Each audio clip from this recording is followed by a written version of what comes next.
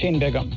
Chinese President Xi Jinping is meeting with U.S. President Joe Biden in Bali, Indonesia. The meeting comes on the sidelines of the G20 summit. The Chinese Foreign Ministry says the country's policy towards the U.S. has been consistent, based on mutual respect, peaceful coexistence, and win-win cooperation. Dong Shui has details about the meeting between the Chinese and U.S. leaders.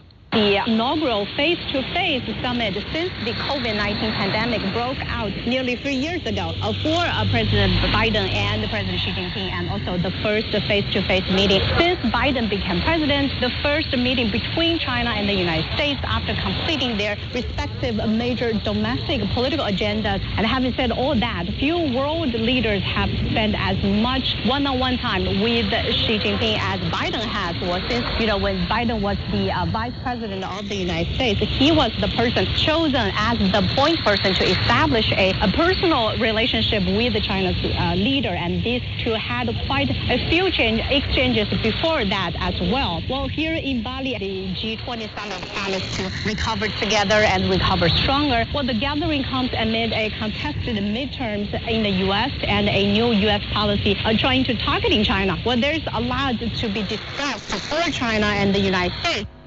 The 14th meeting of the Conference of the Contracting Parties to the Ramsar Convention on Wetlands has concluded with 21 resolutions. Among the important outcomes of the gathering were the Wuhan Declaration and the Global Strategic Framework for Wetland Conservation 2025 to 2030. The meeting also confirmed that Zimbabwe will host the COP15 to the Ramsar Convention.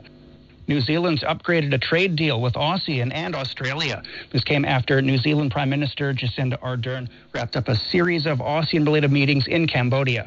Ardern said the new free trade agreement is expected to be signed and enter into force next year. She also said the upgrade of the FTA will cut red tape and costs on businesses and provide greater economic security to New Zealanders. ASEAN's become New Zealand's third largest trading partner. The Ethiopian government and forces in the Tigray region have agreed on the full implementation of a peace deal they signed last week. The cessation of hostilities and the delivery of humanitarian aid are among the priorities. Nick Madimba has more. Another major step towards resolving a conflict that has killed thousands of people and displaced millions. Representatives of the Ethiopian government and the Tigray People's Liberation Front have been hauled up in Karen, southwest of Nairobi, since Monday to agree on various issues following last week's peace deal in South Africa. Both parties have agreed to protect civilians and facilitate aid to Tigray, where more than half of the 5 million residents are in need of urgent food aid and medicine.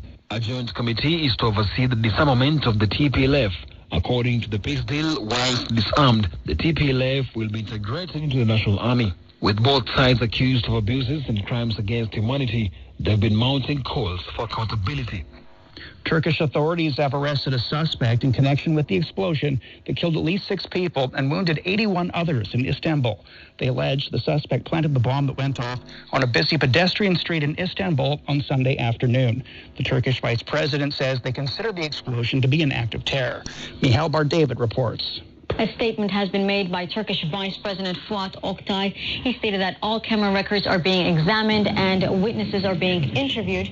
Now, the explosion took place at 13:20 GMT, which is 16:20 local time on Sunday here in Istanbul. Now, the attack took place at one of the busiest streets in Istanbul, Istiklal Street. It's busy with locals and with tourists as well, day and night. The attack took place near the entrance of a shopping mall. The windows of the shops at the entrance shattered when the explosion took place. The China Manned Space Engineering Office says the Tianzhou 4 cargo spacecraft will re-enter the atmosphere in a controlled manner on Tuesday.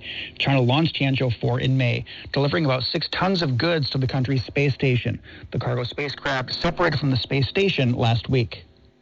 BMW will invest 10 billion yuan, or around $1.4 billion US, into a new battery production project in Liaoning province. The company noted that the investment in Shenyang is a crucial next step in the BMW e-mobility strategy in China. And that's the news. I'm Shane Bigham.